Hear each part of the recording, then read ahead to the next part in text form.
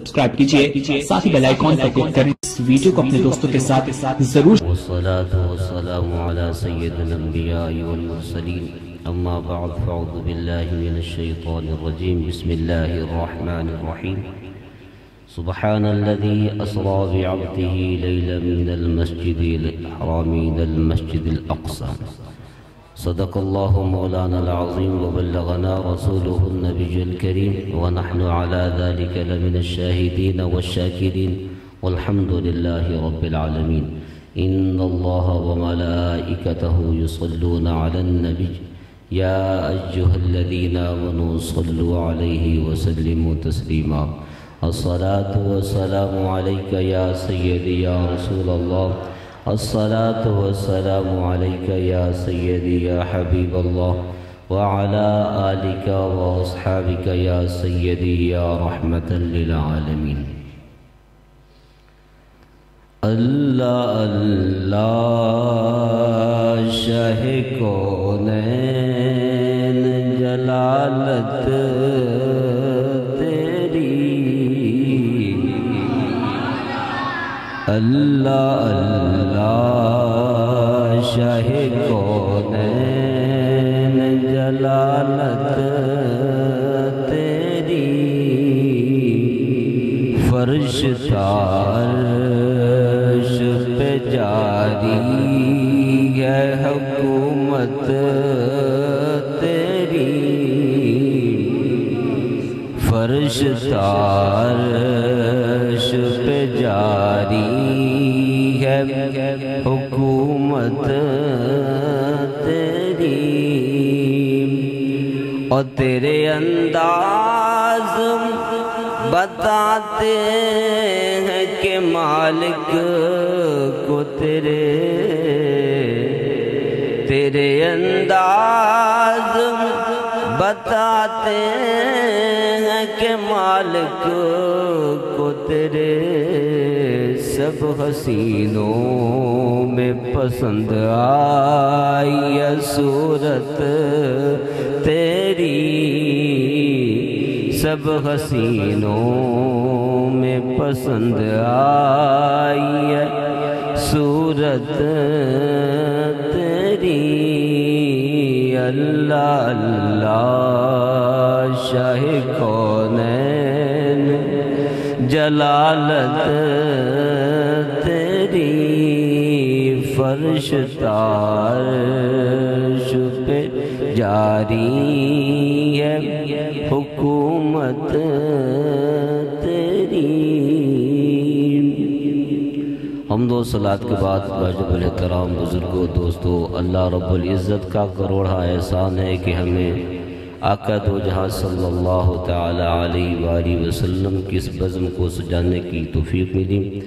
اللہ تبارک و تعالی ہمیں آقا دو جہاں صلی اللہ تعالی علیہ وسلم کی ہر سنت پر عمل کرنے کی توفیق عطا فرمائے اور حضور کی سچی پکی غلامی میں زندگی بسر کرنے کی توفیق عطا فرمائے۔ سب سے پہلے تو میں عرض کروں گا کہ معراج شریف عقل میں کیسے آتی ہے۔ جو بے عقل لوگ ہیں ان کو سمجھ کیوں نہیں آتی اور یہ ہے کتنی آسان سمجھ میں آنے۔ قرآن پاک میں اللہ تبارک و تعالیٰ نے فرمایا قال عفریت من الجن انا آتک بہ قبل ان تقوم من مقامک وانی علیہ لقوی امین۔ یعنی حضرت سلیمان علیہ السلام نے فرمایا ہے کوئی میری محفل میں جو بلقیس کے آنے سے پہلے اس کا تخت یہاں لائے۔ اب وہ تخت کتنا بھاری بھرکم تھا، یہ آپ لوگ سنتے ہی رہتے ہیں کہ جس کے اوپر منوں کے حساب سے تو جوہرات لگے تھے، جس تخت پہ منوں کے حساب سے جوہرات لگے ہوں وہ ٹنوں کے حساب سے اس کا وزن ہوگا۔ اب وہ دور کتنی تھا، وہ 2 ماہ کی مسافت پہ تھا، یعنی 2 ماہ تک چلے مسافر تو پھر جا کے وہاں پہنچتا۔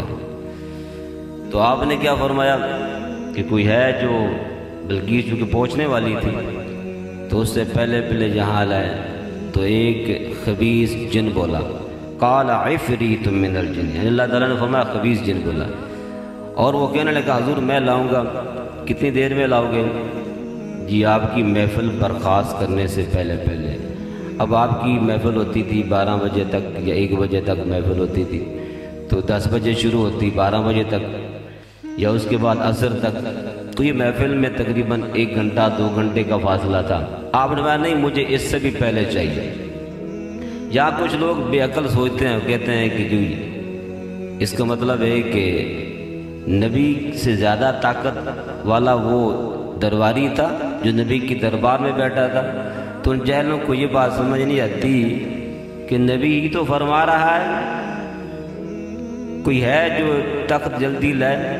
مطلب نبی کو پتا تھا کہ کوئی ہے جو تخت لا سکتا ہے، اب نبی کو تخت کے لیے اپنی طاقت صرف کرنے کی کیا ضرورت ہے؟ جب نبی کے درباری یہ کام کر سکتے ہیں تو نبی کیوں کیا ضرورت ہے ایسی طاقت استعمال کرنے کی؟ تو اسی محفل میں ایک بیٹھا تھا اور آپ کا غلام تھا، اور وہ کتاب کا کچھ علم جانتا تھا۔ قرآن پاک نے اس کے بارے میں فرمایا قال الذي عنده علم من الكتاب انا آتيك به قبل ان يرتد اليك طرفك، حضور میں لاؤں گا کتنی دیر میں؟ فرمایا حضور آپ کی آنکھ جھپکنے سے پہلے، یعنی آپ کی آنکھ کھلی ہے، جھپکتی ہے جب پلکیں ملتی ہیں، یعنی آپ دیکھیں ہم دیکھ رہے ہیں، اور آپ جتنی جلدی اس کو جھپک لیں گے اس سے پہلے تک تو موجود ہوگا۔ اب آصف بن برقیہ جو آپ کا ایک غلام تھا، آپ کا درباری تھا، وہ قرآن اس کتاب کا کچھ علم جانتا تھا۔ جو کچھ علم جانتا ہے، نبی کا درباری ہے، نبی کا غلام ہے، اس کی یہ طاقت ہے۔ کچھ لوگ کہتے ہیں کہ روحانی طور پہ آیا، ٹھیک ہے روحانی طور پہ آیا، مگر روح نکلی تو نہیں تھی، موجود تھی اس میں۔ آصف بن برقیہ کی روح نکل نہیں گئی تھی کہ آصف بن برقیہ اکیلا رہ گیا تھا اور روح نکل کے چلی گئی تھی، ادھر بھی موجود تھی مگر لانے والی بھی روح تھی۔ اور یہ اللہ تبارک و تعالیٰ نے قرآن پاک میں فرمایا کہ کوئی انکار بھی نہیں کر سکتا کہ ایسا بھی ہو سکتا ہے۔ یہ نبی کے غلام کی طاقت ہے، اور حضور نبی پاک صلی اللہ تعالی علیہ وآلہ وسلم نے فرمایا کہ میری امت کے علماء و مشائخ بنی اسرائیل کے نبیوں کی مثال ہے۔ یہ بنی اسرائیل کے نبی کے درباری کی طاقت ہے، اور حضور نے فرمایا کہ میری امت کے علماء و مشائخ بنی اسرائیل کے نبیوں کی مثل ہیں۔ بات کو ذرا اب تولے نا تو سمجھ آتی ہے کہ جب ان کے درباری کی یہ شان ہے تو حضور کے درباری کی کیا شان ہوگی؟ آپ کے درباری کی شان تو ورال ورا، حضور کے غلاموں کے آگے غلاموں کی حضرت پیر میرے علی شاہ سرکار رحمۃ اللہ علیہ، آپ بیٹھے تھے اور کچھ شخص گزرے، آپ نے پوچھا کہاں جا رہے ہو؟ انہوں نے اپنی ایک بستی کا نام لیا، مدینہ اصل میں شہر کو کہتے ہیں، تو اس کا ذکر کیا۔ اب میں کہ اس مدینے میں کیا ہے، آؤ تجھے اس مدینے میں لے جاؤں جب سب کچھ ملتا ہے۔ کہنے لگے حضرت وہ تو اتنی دور ہے، فرمایا تم ارادہ تو کرو۔ کہنے لگے ارادہ تو ہے مگر پہنچے کون؟ فرمایا آنکھیں بند کرو۔ آنکھیں بند کی، فرمایا ایک قدم آگے چلو، ایک قدم آگے، ہمیں آنکھیں کھولو۔ جب آنکھیں کھولی تو وہ 2 ماہ کا نہیں، یہ 6 ماہ کا سفر طے ہو گیا۔ وہ 2 ماہ کا سفر تھا تخت بلقیس لانے والا، اور یہ 6 ماہ کا سفر تھا جو ایک قدم پہ سب واضح ہو گیا۔ تو یہ تو حضور کے غلاموں کی شان ہے۔ اب حضور کیسے معراج پہ گئے، اب اسی بات کو مد نظر رکھیں اور حضور کی طاقت کا اندازہ لگائیں۔ مطلب چاہے تو اشاروں سے اپنی کایا ہی پلٹ دے دنیا کی، یہ شان ہے خدمت گاروں کی، سردار کا عالم کیا بن دیکھے فدا ہے ہر کوئی، دیدار کا عالم کیا ہوگا۔ تو اب دوسری بات کہ معراج شریف پیش آئی کیوں؟ آقا دو جہاں صلی اللہ علیہ وسلم کی معجزات میں سب سے عظیم معجزہ قرآن پاک ہے۔ ویسے تو سارا ہی معجزہ ہے، جس کے لیے وہ شاک لکھتے ہیں سرتا با قدم شان ہے یہ، انسان نہیں انسان وہ انسان ہے یہ اللہ ہی جانتا ہے۔ تبھی تو اللہ نے فرمایا حبیب اب دنیا تیری قدر نہیں کر رہی، میں قدر کر کے دکھاتا ہوں، میں بتاتا ہوں دنیا کو۔ یعنی یوں سمجھ لیجئے کہ یار نے یار کو سہارا دینے کے لیے بلایا۔ جیسے شہید اللہ کی راہ میں شہید ہوتا ہے اور اس کو وہ لذت اللہ کے دیدار، حالانکہ وہ اللہ کے دیدار کی جھلک دیکھتا ہے تو اس کو جنت میں بھی سکون نہیں۔ اللہ فرمایا اب تو جھلک نہیں ہے، تو آ میرے پاس، میں تجھے سہارا دوں۔ لوگ کہتے ہیں، جہاں ایک سوال کرتے ہیں، لوگ کہتے ہیں کہ یہ جو شب معراج کا واقعہ ہوا، آپ صلی اللہ علیہ وسلم وہاں سدرۃ المنتہا پہ جبریل امین کو دیکھنے کے لیے گئے تھے۔ اب جبریل امین کے بارے میں عرض کروں کہ اللہ تبارک و تعالیٰ کے حکم سے جبریل امین حضور نبی پاک صلی اللہ علیہ وسلم کی بارگاہ میں 24,000 مرتبہ آیا۔ کتنی مرتبہ؟ 24,000 مرتبہ۔ یہ جب آیت مبارکہ اتری نا کہ میرے حبیب کے سامنے اونچی آواز نہ کرو، اور دوسری سورۃ البقرہ کی آیت مبارک اتری یا ایھا الذین آمنوا لا تقولوا راعنا وقولوا انظرنا واسمعوا وللکافرین عذاب الیم، یہ آیت جب اتری نا اس کا مطلب ہے کہ ایمان والو، میرے حبیب کو جب بات کر رہے ہوتے ہیں، رائنا کا مطلب ہے کہ جب بات سمجھ نہ آئے تو اس کو دہرانے کے لیے کہا جاتا تھا یا رسول اللہ رعایت کیجئے، کہ یعنی اس کو دوبارہ دہرا دیجئے، ہمیں سمجھ نہیں آئی۔ تو کفار اس کا دوسرا مطلب لیتے تھے جو اس کا غلط مطلب ہے۔ اللہ نے فرمایا کہ وہ غلط مطلب لیتے ہیں، حالانکہ تم غلط نہیں لیتے، تم اس کا مطلب صحیح لیتے ہو، لیکن کافر اس کا غلط لیتے ہیں تو دوبارہ اب یہ لفظ کوئی نہیں بولے گا۔ ایک بار سنو اور ایسے سنو کہ دوبارہ یہ کہنے کی ضرورت نہ پڑے۔ ہاں کبھی پڑ جائے تو تم نے کہنا کیا ہے؟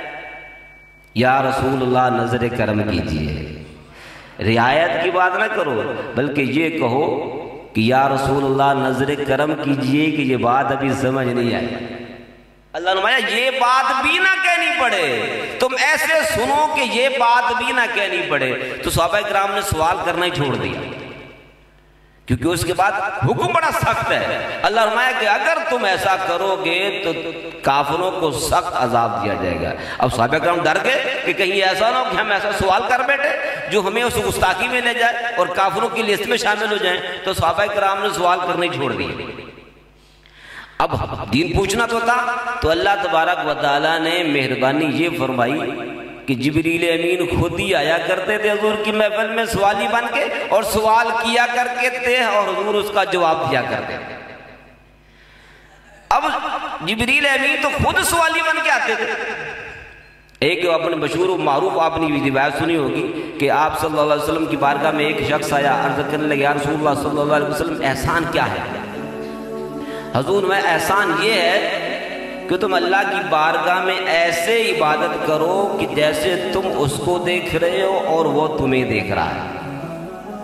اگر یہ بھی نہ ہو سکے تو کم از کم اتنا ضرور جانو کہ تم اگر نہیں دیکھ سکتے تو اللہ تمہیں دیکھ رہا ہے۔ یہ سوال کس نے کیا تھا؟ جبریل امین علیہ السلام نے کیا تھا، اور حضور کے اس صحابہ کے جرمٹ میں کیا تھا۔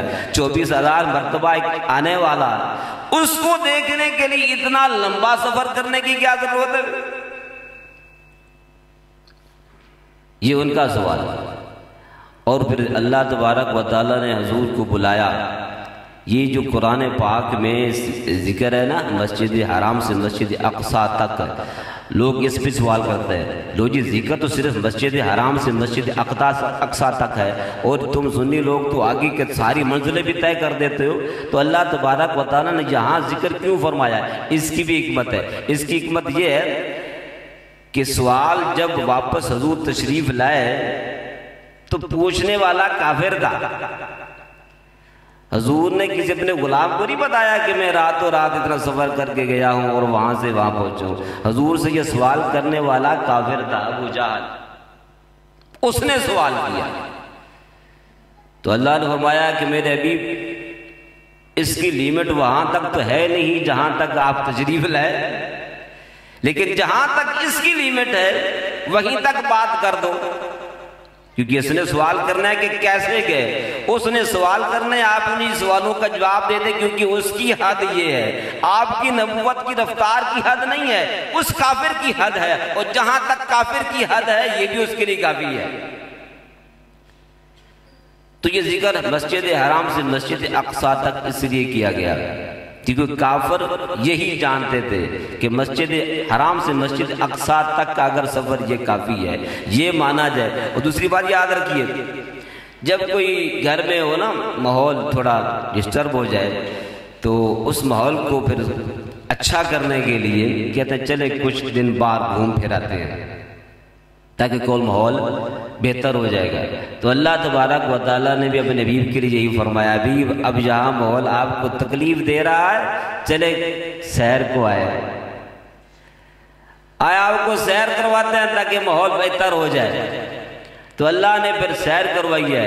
یہ یاد رکھیے کہ یہ حضور کی سیر کا ذکر ہے. سبحان الذی اسرا، سیر سے ہے، سفر سے نہیں ہے کہ حضور نے یہ سفر کیا. حضور کو اللہ تبارک و تعالیٰ نے سیر کروائی ہے، اور سیر بڑی ٹہلتے ٹہلتے ہوتی ہے، سپیڈ سے نہیں ہوتی ہے، بڑی ٹہلتے ٹہلتے سیر ہوتی ہے. اللہ نے یہی بتانا چاہا دنیا والوں کو کہ میرے حبیب کی سیر کی یہ رفتار ہے، سفر کی کیا رفتار. میرے حبیب کے غلاموں یہ سوچو، یقین رکھو کہ جس حبیب کو میں نے سیر کی یہ رفتار دی ہے، اگر تم مشکل میں ہوگے تو سفر کی کیا رفتار ہوگی. سمجھے نہیں ہو؟ ہم دنیا دار کو پکارتے ہیں، ہم دنیا کو طلب کرتے ہیں.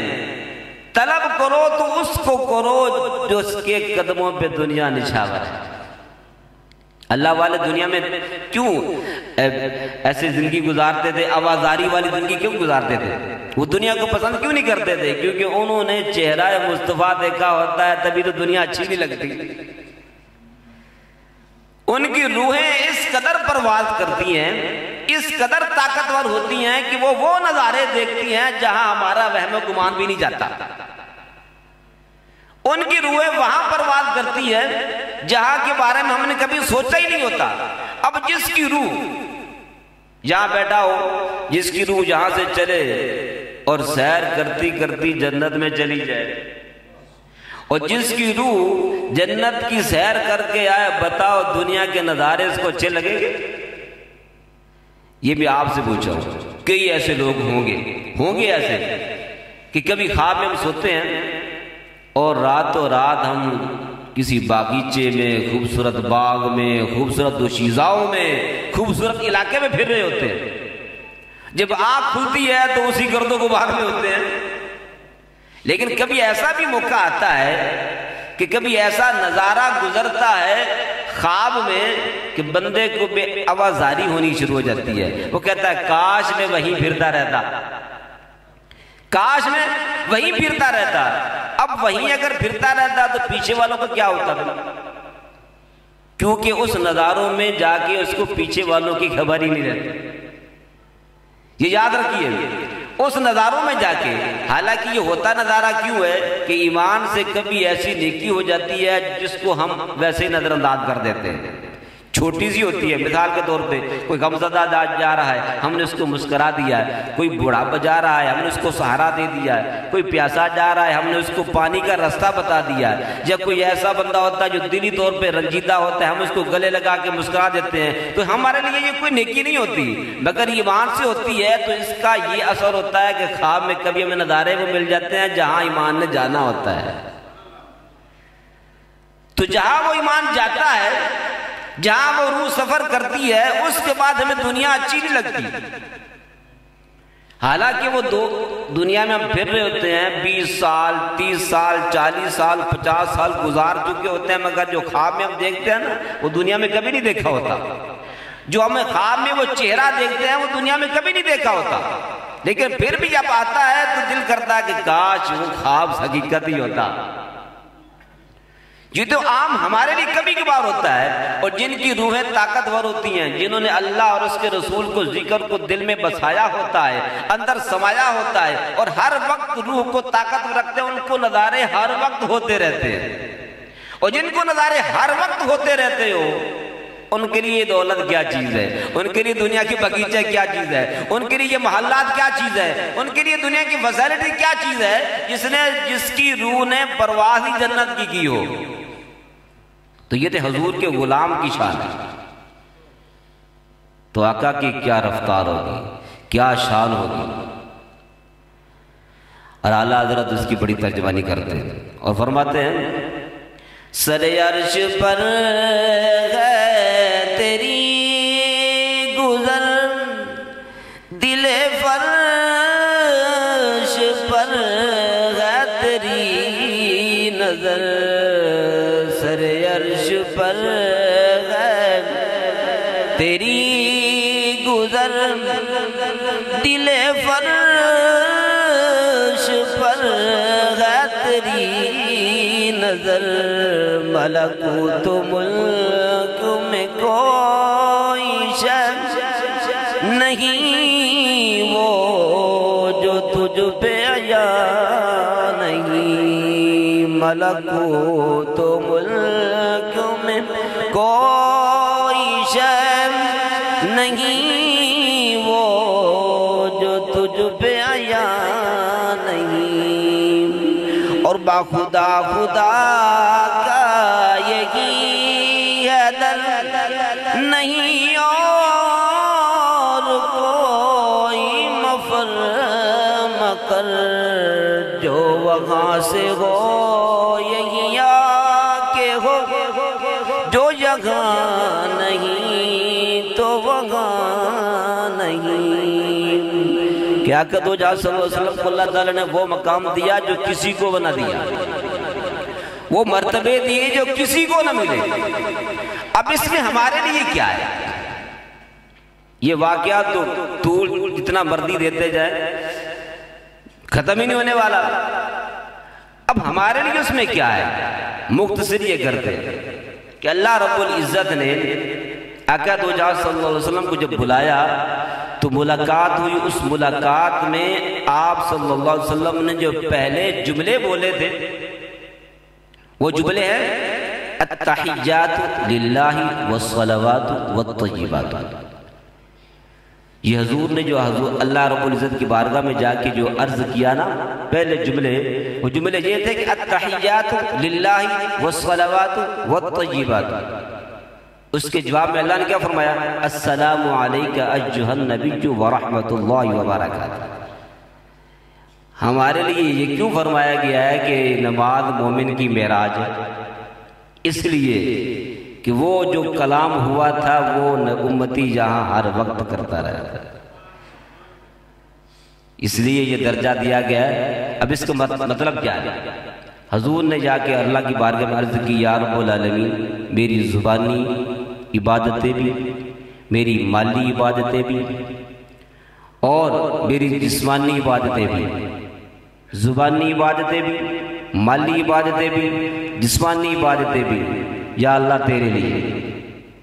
حضور نے جا کے اللہ کی بارگاہ میں عاجزی پیش کی، کیونکہ یہ شایان شان ہے، یہ اللہ کی شایان شان ہے کہ اللہ اسی بات کو پسند کرتا ہے. اور ہمارے لیے کیوں فرمایا گیا کہ اللہ اس بات کو پسند کرتا ہے کہ بندہ جھکا رہے؟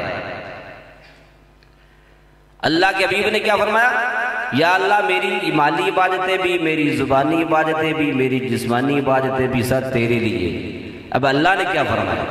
اللہ نے فرمایا السلام علیک ایھا النبی ورحمۃ اللہ وبرکاتہ. اے نبی تم پہ سلام ہو، اللہ کی رحمت بھی ہو اور اس کی برکت بھی ہو. اب یہاں ہمارے لیے کیا انعام ہے؟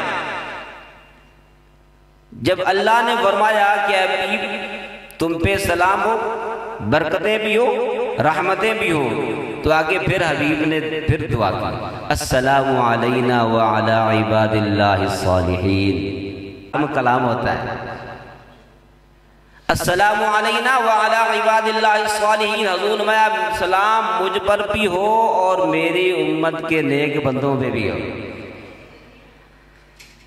ہے کاش نمازی اس بات کو سمجھیں، اور کاش ہم نماز کو سمجھیں کہ معراج کیوں کیا ہے، کیوں کہا گیا ہے کہ اللہ کے حبیب نے وہاں ہم امت کو بھی نہیں بھولے، اور اس اللہ کی سلامتی اور برکت اور رحمت کی دعا میں ہمیں بھی شامل فرمایا ہے۔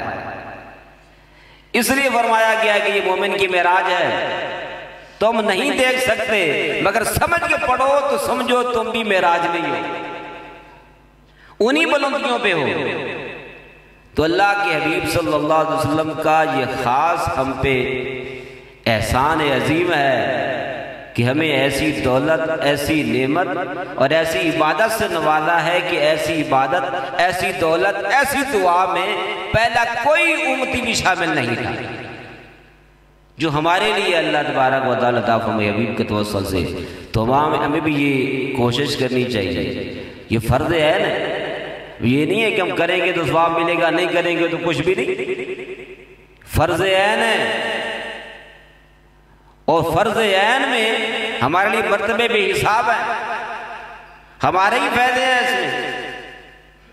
تو آج رات جو پہلے ہو چکا، ہم عہد کریں اپنے آپ کے ساتھ، اپنے مولا کے ساتھ، اپنے آقا کے ساتھ کہ جو پہلے ہو چکا، اللہ تبارک و تعالیٰ کی بارگاہ میں جب بندہ جھکتا ہے نا، حضرت رابعہ بصری سے کسی نے پوچھا کہ پتہ کیسے چلے کہ بندے کی توبہ قبول ہوئی ہے کہ نہیں ہوئی ہے، تو آپ نے فرمایا توبہ کی اللہ توفیق کی تب دیتا ہے جب قبول کر لیتا ہے۔ یہ تو سوال ہی بعد میں نہیں ہے کہ توبہ قبول ہوئی ہے کہ نہیں ہے، فرمایا اللہ توفیق کی توبہ کی تب دیتا ہے جب اس نے قبول کر لی ہوتی ہے۔ تو آج ہم تہیہ کریں کہ اللہ رب العزت ہمیں 5 وقت باجماعت نماز ادا کرنے والا پکا نمازی بنائے۔ اللہ تبارک و تعالیٰ نے ہمیں حضور کے توسل سے ایسی نعمت، ایسی دولت، عبادت عطا فرمائی ہے جو ہم سے پہلے کسی امتی کو نہیں ملی تھی اور ہمیں ملی ہے، اور کس قدر عظیم ہے کہ اللہ نے بلایا، حضور تشریف لے گئے، اور اس سے پہلے کوئی بھی یہاں پر نہیں پہنچا، جہاں حضور تشریف لے گئے، اور پھر اللہ نے محبت کے ساتھ، اکرام کے ساتھ حضور کو یہ تحفہ دے کے بھیجا۔ یہ اندازہ لگا لیجئے کہ لانے والی ہستی حضور کی ذات ہے اور دینے والی ہستی اللہ رب العزت کی ذات ہے، اور یہ واحد حکم نماز کا ہے جو حضور خود ساتھ لے کر آیا تھا۔ باقی دنیا کی جتنے بھی شرع کے احکام ہیں سارے دنیا میں آئے ہیں، یہ واحد حکم ہے نماز کا جو حضور خود لے کر آئے۔ یعنی اندازہ لگا سکتے ہیں اس کی اہمیت کا، اس کی افضلیت کا۔ تو جب ایک چیز ہم اس کو مضبوطی سے اپنے اندر سنبھالیں گے تو انشاءاللہ باقی نیکیاں خود بخود اس کے ساتھ آنی شروع ہو جائیں گی۔ تو آج ہم تہیہ کریں گے انشاءاللہ آج کی رات کے بعد ہم اس رات کو بھی اس کے شکرانے کے طور پہ ادا کریں گے، اور اس رات کے بعد ہم انشاءاللہ اس تحفے کو کبھی اپنے سے جدا نہیں ہونے دیں گے۔